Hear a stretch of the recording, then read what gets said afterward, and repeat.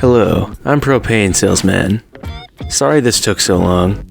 This is my ranking of every episode of King of the Hill Season 2, from least great to greatest. If you haven't watched my Season 1 ranking, I encourage you to do so. I want to do this video a bit differently from the previous King of the Hill video. Namely, be more brief and concise with my plot summaries. It'll save time, since this season is twice as long as the first. And it'll hopefully encourage all of you people to go and watch or rewatch these episodes, since I won't spoil as many of the jokes. Anyway, blah blah blah, my opinion, blah blah blah. Let's not waste any more time and get to talking about King of the Hill. It's okay to line up the sides, Bobby. It's not cheating.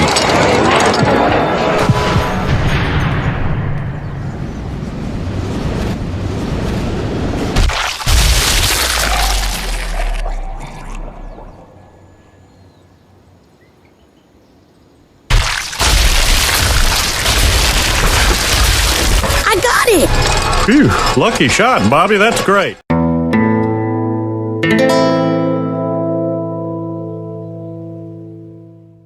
Starting off Season 2, we have How to Fire a Rifle Without Really Trying, an episode revolving around Hank and Bobby shooting rifles together. Hank and Bobby are at a carnival, and while at a duck shooting game, Bobby discovers he's an excellent marksman. They're both really excited about this as they finally have a sport Bobby's good at that Hank approves of. So they both go all in, buying Bobby his own .22 light round rifle and paraphernalia. They go to a shooting range, and Bobby further demonstrates his proficiency with a rifle. Another guy in the range notices, compliments Bobby, and says that they should enter a local father-son marksmanship tournament. Bobby and Hank immediately take interest. However, when Hank tries to shoot, he has memories of when Cotton tried to teach him how to shoot a rifle when he was a very young child. The stress from those memories makes Hank completely choke, which he tries to hide from Bobby. While Bobby's absolutely enthralled about the tournament, Hank's enthusiasm for it has basically died, which he's trying to not let Bobby know. Hank really doesn't want to embarrass himself at the tournament, so his plan now is to kill Bobby's enthusiasm for the sport. Hank makes Bobby go to a youth's gun safety class where Bobby just impresses the instructor. Hank's plan didn't work, so whether he wants to or not, he's taking Bobby to that tournament. Hank takes Bobby to the shooting range early in the morning so Hank can get in some practice without anybody else there to see Hank's poor shooting. Unfortunately, Hank is still stressed from the memories of Cotton, so he's unable to even bring himself to shoot at all in front of Bobby. He goes to sit down, and this sports psychologist, who's played by Wallace Shawn, a voice you've definitely heard before, tries to convince Hank to have a session with him. Maybe I can help you. I'm a sports psychologist. I worked with the Cowboys. When? Last season. Goodbye. As they're driving home from the range, Hank tries to let Bobby down easily by saying that he'll be too busy to go to the tournament, or practice shooting with him anytime soon.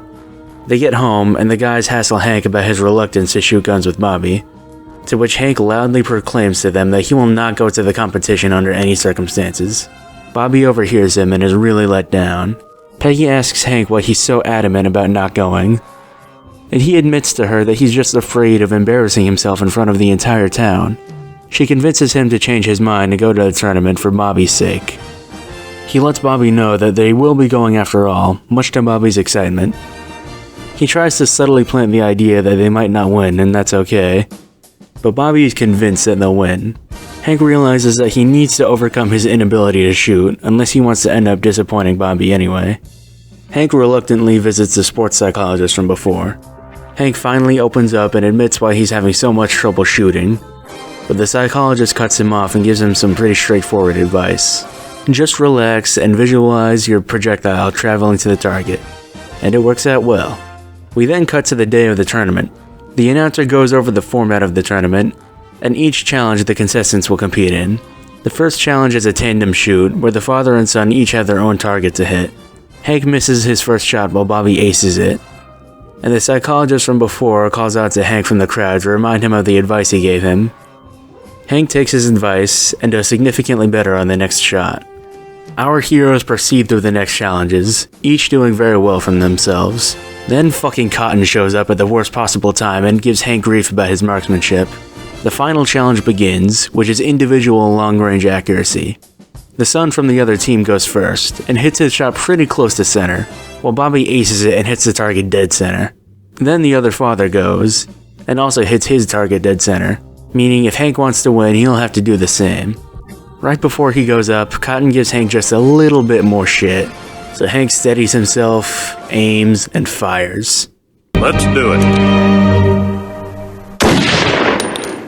Miss. And the Buccaneers win again! Despite the loss, Bobby is still really excited that they got to compete at all, and that they got even up to second place. So even though Hank choked, he's still happy that he got to give Bobby a day he'd never forget. Season 2 was already off to an amazing start. This episode has everything you could hope for from a King of the Hill episode. There's great jokes, it explores Hank and Bobby's dynamic, and it's got great bits from Cotton and Dale. Naturally, it's number 1 for Season 2, since I haven't ranked anything else yet, but for my overall ranking, I'm actually going to put it above Shins of the Father, which you might remember was my number 1 episode for Season 1. Meaning so far, this is my favorite episode of King of the Hill we've discussed. I don't feel like much more needs to be said. Everything King of the Hill does good in general, this episode does great. So, since my discussion of the actual episode is so brief, let me quickly talk about something I wanted to discuss in my Season 1 ranking, but completely forgot about up until it was already way too late. King of the Hill is full of really talented voice actors. You've got Mike Judge, the creator, as Hank Hill and Boomhauer. You've got Pamela Adlon as Bobby, Kathy Najimy as Peggy, Brittany Murphy, who was taken from us too soon, as Luann, and the late beloved Johnny Hardwick as Dale, Stephen Root as Bill, Toby Huss as Cotton and Con, Lauren Tom as Connie and Min, and many others that make up the cast of characters we enjoy every single episode. King of the Hill would never have been as good without any of these actors selling their characters so well, and I want to kick myself for not giving them this credit any sooner. The most important things any visual media can have are talented writers and talented actors. This is especially true for animation, where the actors have to convey everything about their character through their voice alone. Like, anybody can do a Hank Hill impression. Talk about King of the Hill to anyone and they'll give you the good old-fashioned, "I sell propane and propane accessories, god dang it, Bobby." But nobody besides Mike Judge could actually sell the character if they were to be in an episode of King of the Hill. Forgive the tangent so early in the video, but this is a whole lot of thoughts I wanted to share way earlier, that I'm dumping on you all at once. I was gonna go really off topic, taking examples of what I consider to be bad impressions of famous characters in other franchises, but let's just get to episode 2 before I scare anybody else away.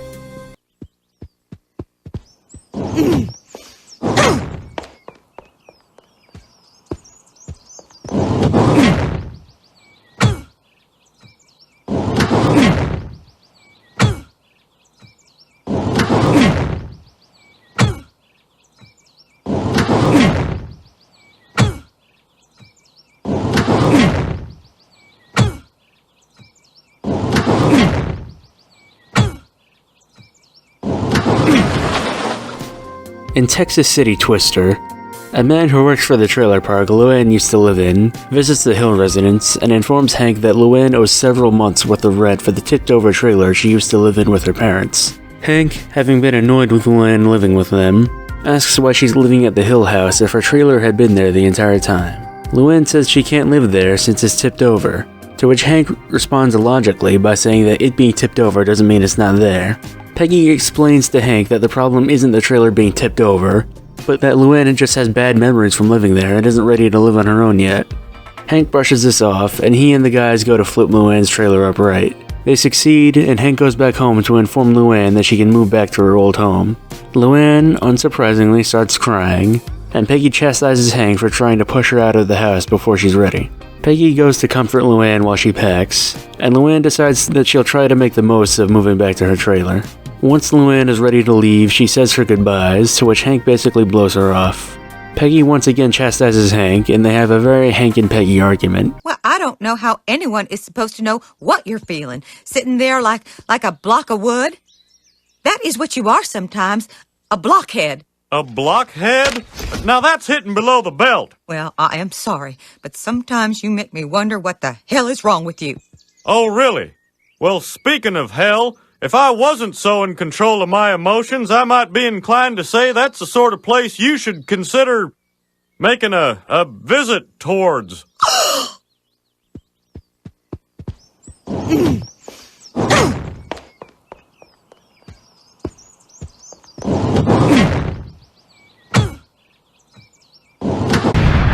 Peggy leaves to bring Luann to the trailer park, offended by Hank's callousness. Then, on TV, a tornado warning is issued for the area that the trailer park is in.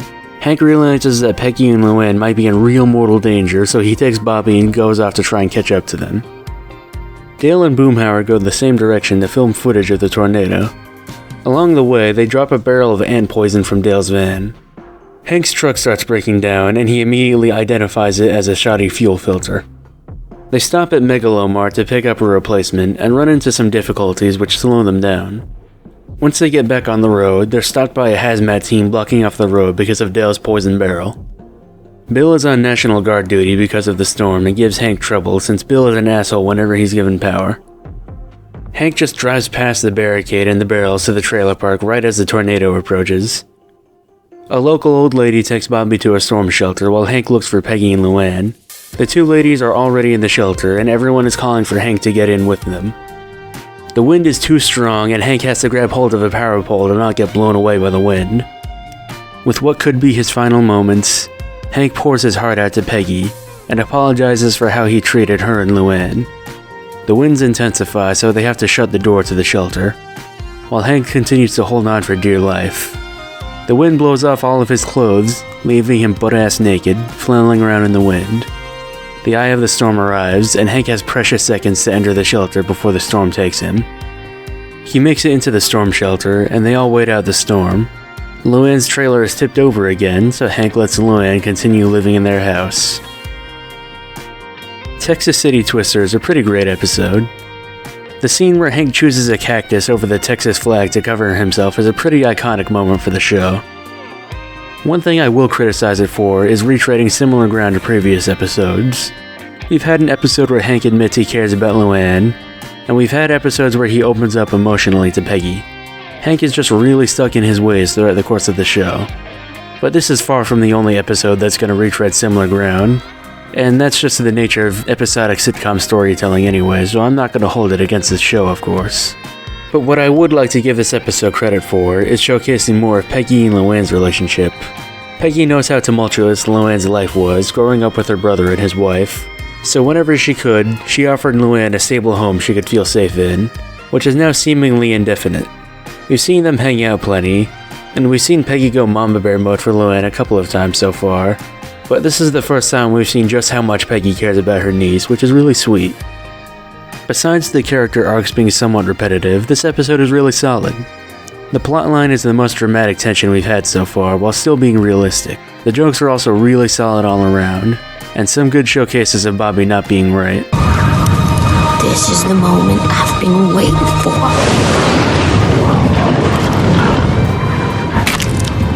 For the Season 2 ranking, it shouldn't surprise you that I'm putting it right underneath How to Fire a Rifle Without Really Trying. For the overall ranking, I think I feel comfortable putting it at number 6, just above King of the Anthill. Hi there, would you like to sign my petition? What? Look, just sign the stupid petition. I've got stuff to do.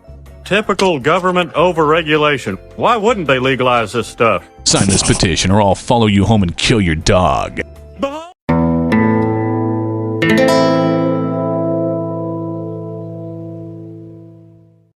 Hank is in his backyard, and he finds some ancient Native American artifacts. He asks John Redcorn if they might be worth anything, and John tells him that a university might give him a few bucks for the artifacts he's found.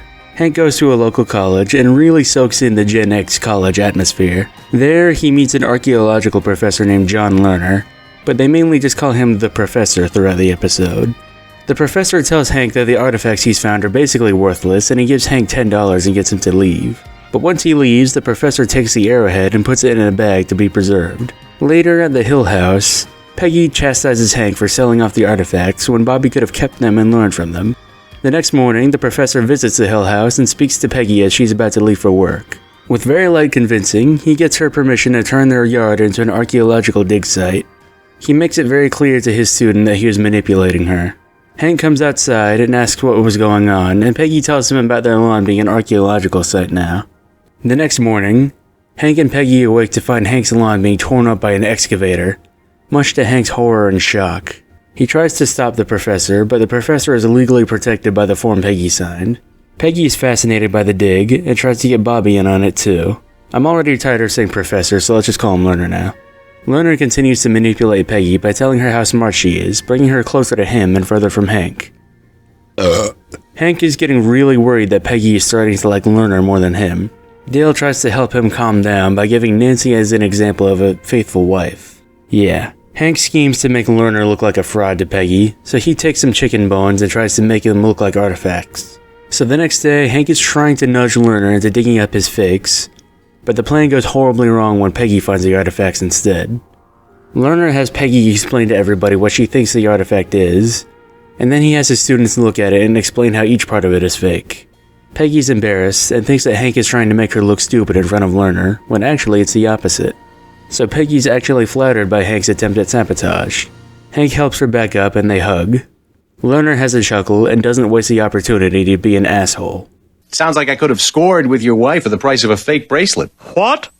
Hank throws him into the dig site and pushes him back down every time he tries to get up. He tries to maintain control of the situation with a bunch of pseudo-intellectualism, but before he can one-up Hank, the episode ends on him being pushed in by Peggy, and then Bobby. The Arrowhead isn't my favorite episode, but there are parts I like. John Lerner is a rare example of a nerd bully. He's a nerd in the sense that he's small and frail, but he's also a bully who puts people down for his own amusement. Typically in movies and TV, nerds are innocent victims who are picked on for being smart. But in real life, if nerds are actually bullied, it's probably because they're assholes. You don't see too many of these guys on TV, but there's plenty in real life. And they're everywhere on the internet, just go on Reddit. Even I'm kind of guilty of being this guy. I was kind of an asshole to people in school who I thought I was smarter than. Then around the end of middle school, I realized just what a prick I was being, so I tried to cut it out, and be better. Anyway, while I enjoyed John Lerner as the villain of this episode, I still kind of find it boring. I'm not even sure why, since there's plenty of good jokes, but the whole middle section just feels like white noise to me. Maybe it just got repetitive pretty quickly, seeing the same things happen constantly. The archaeologist destroys something in Hank's yard, Hank is upset by it, Peggy is wooed by Lerner, and Hank is upset by that too. One last thing I'll add is that this is the first episode where Peggy is supposed to be wrong, which is interesting for a couple of reasons. So far in the series, Peggy is usually the voice of reason when Hank is in the wrong, but the Arrowhead shows that sometimes Peggy can be wrong and Hank can be right. It helps these characters feel more like well-realized people and not just stereotypes. But with the context of the rest of the series in mind, this is the first of many episodes where Peggy makes serious mistakes. If you know much about King of the Hill, you know the fanbase really hates Peggy, and that mainly comes from the later seasons where her ego and ignorance on full display. But the Arrowhead is the first episode to really display those aspects of Peggy. Man, I sure had a lot to say about this episode despite not liking it a whole lot. For my ranking, I'll put it below Texas City Twister. And for the overall ranking, I'll put it between Hank's Got the Willies and Square Peg, making it number 13 in my current ranking.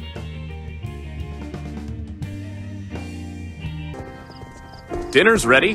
Where's Grandpa?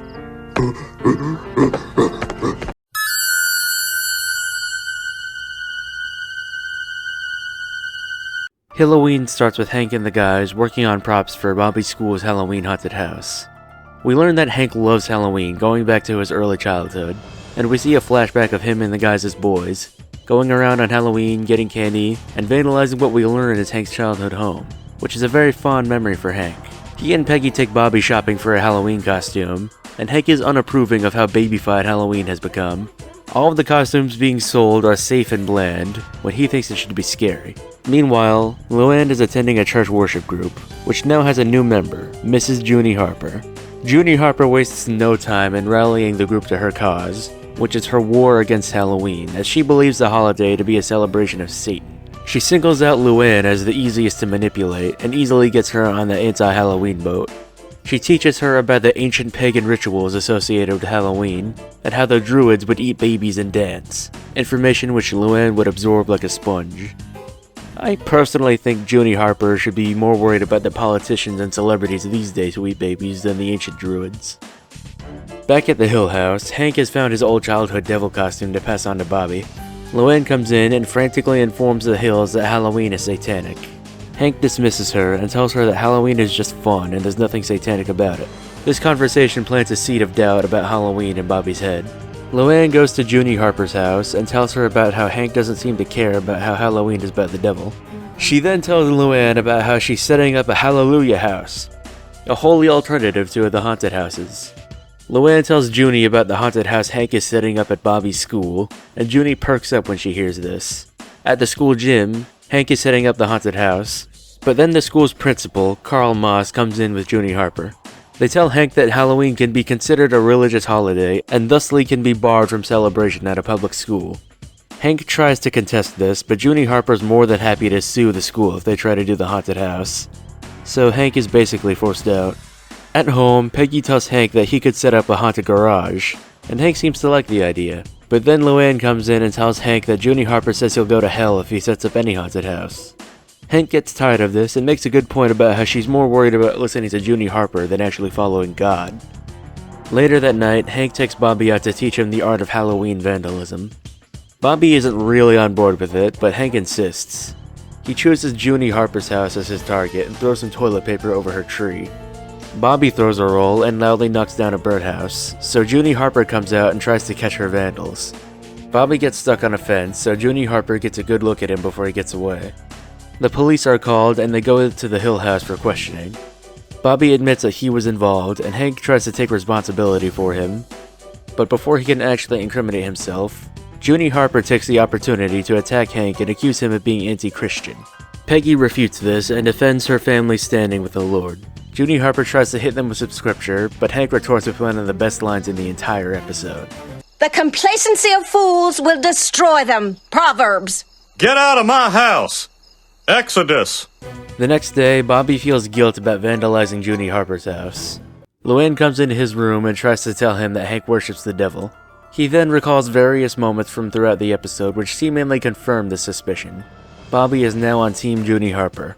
Speaking of Mrs. Harper, she goes to a city council meeting and demands a curfew on Halloween night due to satanic activity in the streets of Arlen, presenting her dead cat, who she killed accidentally, as evidence for this. The shock tactic works and a curfew is established, basically canceling Halloween and trick-or-treating. Luann eagerly tells this news to Hank, who plans on running his haunted house despite the curfew. Bobby, now believing his own father to be a Satanist, is scared for his own safety on Halloween, so Luann offers to bring him to Junie Harper's Hallelujah house. My dad sure wants me to be at that haunted house. The last time he wanted me to be somewhere so bad, I woke up without tonsils. Well, this time, he may be after your soul. I'm scared, Luann. I can't help you, Bobby, but I know who can. Mrs. Junie Harper. On Halloween night, the streets of Arlen, which should be lively and full of the laughter of children trick-or-treating, are quiet, desolate. Luann drops off Bobby at the Hallelujah house, while Hank waits outside his haunted garage in spite of the city's ruling. At the Hallelujah house, Junie Harper guides the children through scenes of sin and its consequences that are more frightening to the kids than anything Hank could have cooked up for his haunted house. At the Hill home, Peggy asks Luann where Bobby is, and she admits she took him to Junie Harper. Throughout the episode, Peggy has never agreed with Luann, but she still defended her when Hank argued with her. But now she's sick of Luann driving a wedge between the family and tells Luann off. Then Peggy tells Hank about Bobby being at Junie Harper's, and Hank is ready to go to war. He dons his old Halloween costume and marches towards the Hallelujah house, chanting "Trick or treat." Soon, the guys come to his side wearing slap-together Halloween costumes in solidarity with Hank. Even Luann realizes she was wrong to try and ruin Halloween for Hank and Bobby and joins Hank. Before long, the entire neighborhood is marching behind Hank in protest of the curfew. At Junie Harper's, she's trying to make all of the kids join a Hallelujah club. The episode doesn't really elaborate much on what that is. The trick-or-treaters amass outside the Hallelujah house. Junie Harper opens her door to confront them. Hank, front and center, invites Bobby to come out and join them. Junie Harper and Hank argue over who Bobby should go with, and Bobby inevitably chooses to go with Hank. The other kids leave to go trick-or-treating with their parents, and Halloween is saved. I really love this episode. It's as much of an October staple for me as Evil Dead or John Carpenter's Halloween. It perfectly captures the Halloween spirit, which is spooky but still innocent fun at the end of the night. Junie Harper's also a great antagonist. She's a perfect representation of people who use religion as a weapon, and care more about having moral authority over other people than actually following God and helping others to do the same. She's not trying to ban Halloween out of fear for the souls of Arlen's children, she just hates seeing people have fun in a way she doesn't approve of. This episode also shows us a really different side of Hank than we're used to. 99% of the time, Hank is a prudent, straight-laced, upright guy. But in this episode, he's much more, for lack of a better word, libertarian. He fully embraces things you would normally expect him to shun, namely vandalism. I guess the spirit of Halloween is just strong in Hank. I also find Hank's criticism of commercialized Halloween kind of amusing. I don't know firsthand what Halloween was like in the 90s, as I literally wasn't born yet, but there's no way you couldn't find a decent monster costume anywhere. I know enough to know that at least Ghostface was a really popular costume at the time, and still is. I also know that Halloween costumes were way worse in like the 80s. I mean, look at this shit. Look at Megatron. I mean, at least he's scary, just in a creepy knife-wielding stalker way instead of a giant evil robot way. Sorry to get off topic, but part of the reason I love this episode so much is how much it embodies the Halloween spirit. It's also just so compacted with great lines and jokes. I'm actually just gonna go ahead and rank it number 1 overall, above How to Fire a Rifle.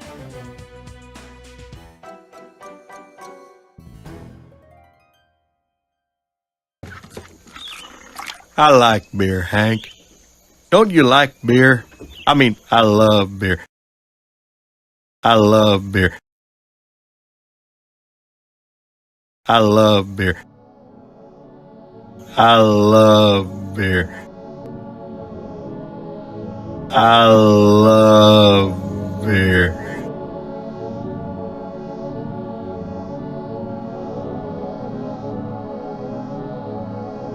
Beer.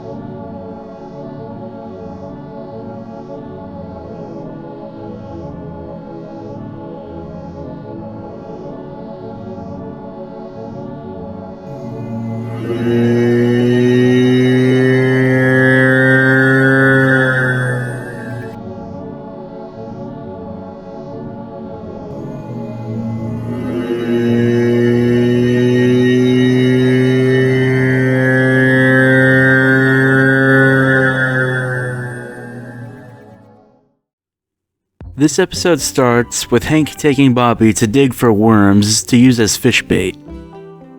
While they're at it, some random dude tries to jack Hank's truck, so Hank catches him, restrains him, and presses charges against him. They show us the court proceeding, establishing this judge character who will come back later. After the carjacker is convicted, Hank tries to retrieve his truck from the impound lot, but apparently they had to search it for drugs and tore his entire truck apart. Hank is stressed to all hell and he is in dire need of a relaxing fishing trip. He takes a rental car, which he does not enjoy, to the lake and starts fishing with the guys. They're all using different, fancy, weird kinds of bait, while Hank makes a big deal about just using a simple worm. The guys all catch a ton of fish, while by the end of the day, Hank had not caught any. Hank is embarrassed, so he goes to his fishing shop of choice to buy an upgrade from the worm, only to find that it's about to go out of business. The shop owner points Hank to a hillbilly named Jack, who sells homemade bait out of his truck in a bad neighborhood. So Hank goes to the street the bait shop owner pointed him to, and he speaks with who he believes is Jack, not realizing that this is a very different type of street vendor. Without realizing what he's doing, he buys this man's product, which was never intended to be used as fish bait. This is crack. The next day, Hank uses his new bait, and he immediately catches a fish. The guys all want to use his new bait, and they start catching fish like crazy too. Hank notices some peculiar behavior from the fish, with him catching the same exact fish repeatedly. This fish really wanted Hank's bait. He doesn't mind though, since he's having fun. Hank starts getting really addicted to fishing, with everything that annoys him making him immediately head back to the lake to go fish again. Can I have some more butter for my pancakes? That's it. I'm going fishing.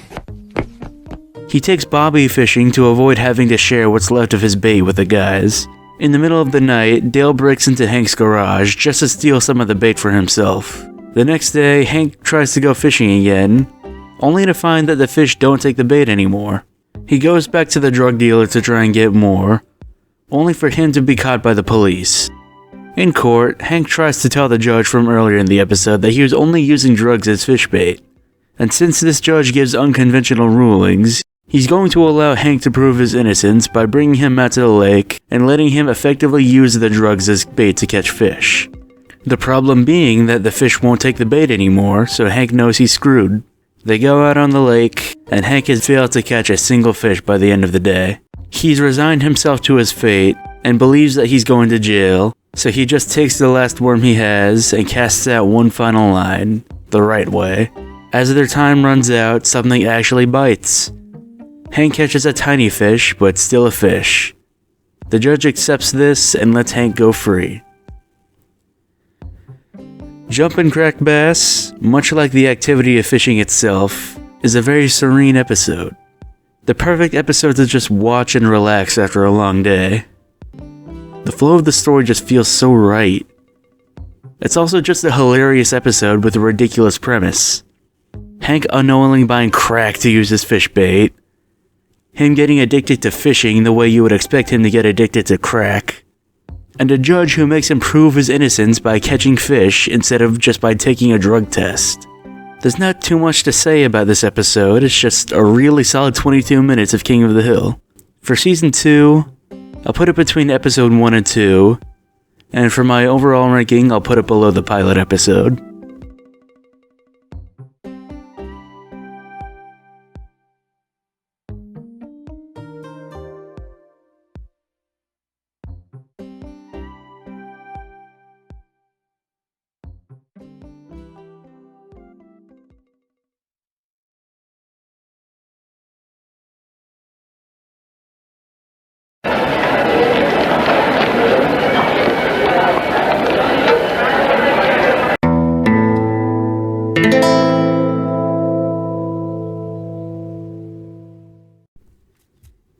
Hank and Peggy take Bobby clothing shopping, but can't find anything which fits him. So the store owner points him to an establishment named H. Dumpty's, which sells clothing for husky boys. They take Bobby, and he's embarrassed by the fact that they're shopping at a fat kid's clothing store. Hank and Peggy comfort him, which makes Hank even more uncomfortable. Bobby tries on a bunch of clothes while Hank tries to hide his pain. The store owner approaches the Hills and offers to have Bobby model for them in a newspaper ad. Hank tries to decline, but makes excuses instead of just being upfront about not wanting his son modeling for a fat kid store. However, later that night, Bobby tells Luann about it, and she takes him to the photo shoot. So a little bit later, Hank is just chilling in the kitchen, having already forgotten all about it, when Bobby comes in and makes Hank's worst nightmares come true. There's a bunch of embarrassing photos of Bobby wearing different clothing, and they're set to be shown in a newspaper ad the very next morning. Hank tries to call the newspaper and have them retract the ad, but they're not going to veto a paid-for ad space. So the next morning, Hank just tries to steal every copy of the paper in the neighborhood. Later in the day, Peggy gets a phone call from the second biggest talent agent in Arlen, and he offers to help Bobby find more modeling work. Hank hates everything he's hearing, and he and Peggy argue about whether or not Bobby should pursue a career in modeling. Peggy wants to encourage Bobby to do it and to be proud of himself for being a husky boy, while Hank is trying to save everyone, especially himself, from embarrassment. Peggy takes Bobby to the talent agent, and the guy gets him a photo shoot. Hank visits the location of Bobby's photo shoot, and finds a microcosm of everything Hank has ever tried to keep Bobby away from for his entire life. Peggy and Luann are all for it, however, and gleefully tell Hank that Bobby's going to a fat boy's fashion show. Then the photo shoot starts, and eventually Hank can't stand it anymore, so he takes Bobby and leaves. Hank forbids Bobby from attending the fashion show. The next morning, Hank wakes up to find Bobby is nowhere to be found. Bobby had taken a taxi to the mall where the Little Junior Plus fashion show was being held. Hank is barreling towards the mall as fast as he can. Hank reaches the mall and runs like a bat out of hell to find Bobby. Just as Bobby is told he's going out on the catwalk first, Hank arrives and lets him know that he's leaving one way or the other. Bobby tries to convince Hank that this is his big break, and this is his best chance to be recognized for something, but Hank is unfazed. The show starts, and despite Bobby's efforts, Hank just picks him up and carries him away. As the Husky Boys begin funneling out from backstage, a band of teenage miscreants arrive and use the free donuts provided at the event to lay siege upon the fashion show. Nobody is spared. War. War never changes. The Romans waged war to gather slaves and wealth. Spain built an empire from its lust for gold and territory. Hitler shaped a battered Germany into an economic superpower. But war never changes. In the 21st century, war was still waged over the resources that could be acquired. Only this time, the spoils of war... Bobby is able to witness this massacre from afar instead of from the epicenter. Hank is immediately vindicated in Bobby's eyes, and the episode ends with the Hills all being content with each other. Another amazing episode of King of the Hill. I love the way it subverts the audience's expectations. The entire episode, Bobby's excited about being a fashion model and has plenty of support from both Peggy and Luann, with Hank seeming like the ignorant father who doesn't want his son to be happy. You'd think that at the end, Hank would relent and let Bobby pursue his career in fashion. That's how it would go in any other show or any movie. But Hank is not about to let that happen. Whenever I see people discuss this episode online, they point to it as an example of Hank being a bad father.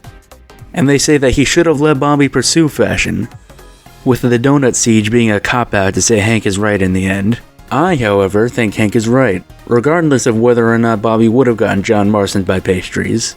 I don't know a whole lot about modeling, but I know it's a cutthroat business, and there's thousands of former fashion models who've been left behind by the industry because they weren't young and pretty enough anymore.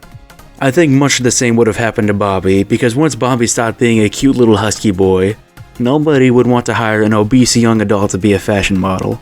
And him being a plus-size boy fashion model would legitimately be a social tumor. That's not even mentioning the main concern of children's fashion, which is, well, you know...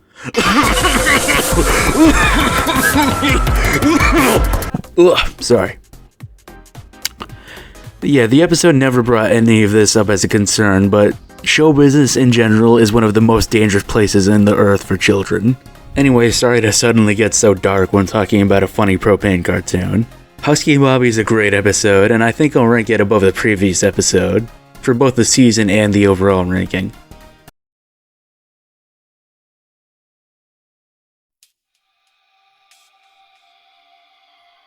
I think we're closing in on them. Only talk if you have something important to say. Okay. Hey, I got some important news in the mail this morning. Did you know that thanks to Colonial Valley, I can purchase term life insurance for only pennies a month? Boy, I'm glad I opened that immediately. You gonna do it, Bill? I can't afford not to. Shh! This is it, guys. Everybody hunker down.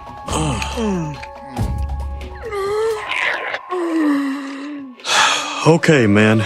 This is no time to go easy on these punks. That's the mistake their parents made. Hey, they're over here! Where the ball guy split his pants! Drop your weapons or suffer the consequences! Ow! What? We lost the game already? Hey!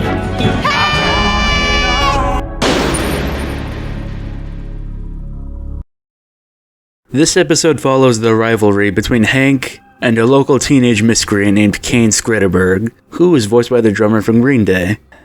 Kane and his band are playing music in their garage loud enough for the entire neighborhood to hear, so Hank goes and tries to get them to knock it off. The teenagers are unfazed by Hank and mock him. This guy on the keyboard creates the very first King of the Hill YouTube poop. I get it, you're joking. Well, I've got a sense of humor. I laugh at Tony Danza. I laugh at Tony Danza. I laugh at Tony Danza. I laugh at Tony Danza. All right, that's it.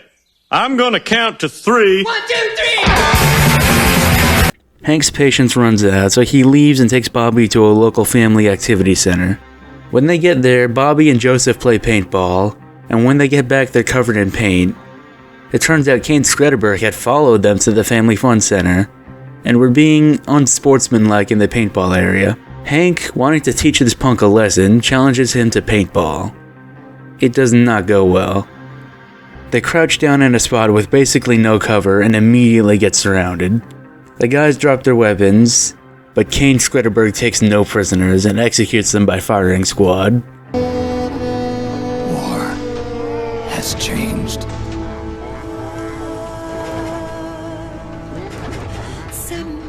It's no longer about nations, ideologies, or ethnicity. It's an endless series of proxy battles fought by mercenaries and machines. War and its consumption of life has become a well-oiled machine. The guys are all left traumatized by the experience, notably Hank. His pride is wounded and he's beginning to feel like an old man. Bobby starting to idolize Kane doesn't help. While in bed one night, Hank has a psychedelic nightmare, reliving the horrors he experienced in the jungle of the baseball field. This is the closest King of the Hill has come so far to recreating the peyote scene from Beavis and Butthead Do America, and it's one of the highlights of the episode. Peggy wakes him up and encourages him to go get a rematch. The next day, Hank gets the guys to challenge the Skritterberg clan to a rematch. They're all confident and ready to take that which is wrong and make it right. They lose immediately. As they're resigning themselves to their fates of growing old and feeble, Kane kicks them while they're down. Determined to not become a victim, Hank hatches a plan. He and the guys would study the habits and weaknesses of teenagers which could be exploited and used to their own advantage on the paintball field. When they believe they've acquired ample intelligence, the guys put their plan in action. They return to the Family Fun Center one final time, and challenge Kane Skritterberg and his goons. One by one, they all fall, leaving just Hank and Kane left standing. Kane tries to follow Hank's trail, but Hank utilizes deception and vanquishes Kane Skritterberg once and for all. Oh, and, young fella, you lose.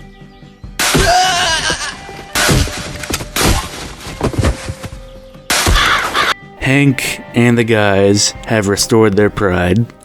The Man Who Shot Kane Skritterberg is a really solid episode. Like I said before, the nightmare sequence was great, and all the jokes about the guys getting old are pretty good. Anyway, there's way more to this episode than just the jokes and the plot. This episode is about getting old. I neglected to mention this character, Pops, in my summary, as his presence isn't too important for the events of the episode, but he's very important for the themes. At the start, Hank and the guys make fun of Pops for being old. They think of themselves as mature, but not as old yet. They still cling to their former youth. Hey, I am a finely tuned ex-high school athlete. I spent 4 years holding guys like you upside down over toilets. Then, after being humiliated by Kane, Hank realizes that he just can't keep up with the youth anymore, and tries to deny that he's getting old. Oh, Hank, for goodness sake, just put on your glasses. Only old people need glasses to read. I use mine to drive and run and jump. Peggy helps boost his confidence, and he challenges Kane again. But now Hank isn't just trying to humble Kane Skritterberg. Hank is trying to prove that he's not an old man. But despite his resolve, Hank is still once again humiliated by Kane. At this point, Hank and the guys accept that they're all old men now, and invite Pops to drink with them. Hank now views himself as closer to being Pops than to the high school football star of his youth. But after Kane continues to harass the guys, Hank decides that even if he's getting old, he doesn't have to let himself be pushed around. At the very end, after humbling Kane and his goons, the guys will pull a juvenile prank on Kane, inviting Pops to join them. Who could that be? Good lord! That could start a fire!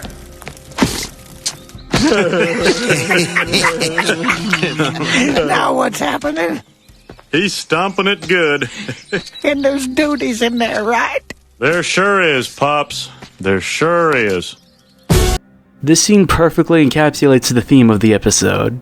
Hank is pulling a dumb prank, like something he would do in his teenage years, which shows that he's still got plenty of spirit left in him.